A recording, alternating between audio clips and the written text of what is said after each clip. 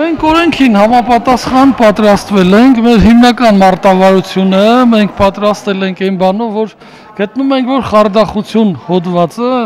լիովին անիմաստ է դրված, այդտեղ խարդախության որևէ տարեր չկա, եթե դուք լրատվամիջոցներին հետևում եք, արդեն իսկ նոր բացահայտումների մասին խոսեցին,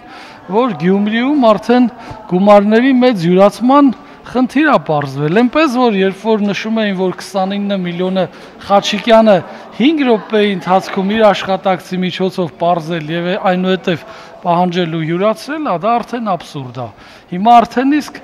այլ բացահայտումների միջոցով դա արդեն իսկ հիմնավորվում է, որ իրականում այո, Խաչիկյանը չէր կարող դեռևս մայիս ամսին իմանալ,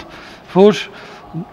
հոկտեմբեր-նոյեմբեր ամիսներին վերահսկիչ պալատի կողմից 29 միլիոնի բացահայտում պիտի կատարվի, որ Գյումրիում նման չարաշահում է տեղի ունեցել։ Այստեղ դուք պետք է արդեն սուբյեկտների խնդիրը որոշեք, ով ինչ իրավասություն ուներ։ Ով ինչ իրավասություն ուներ։ Այսինքն վարչության պետն ինքն էր, բայց հիմա Գյումրիի ծառայության պետն էլ էր ինքը հիմնադրամի, բայց տեսնում եք, որ Գյումրիում նոր բաներ է բացվում, որի հետ Խաչիկյանը ընդհանրապես կապ չունի։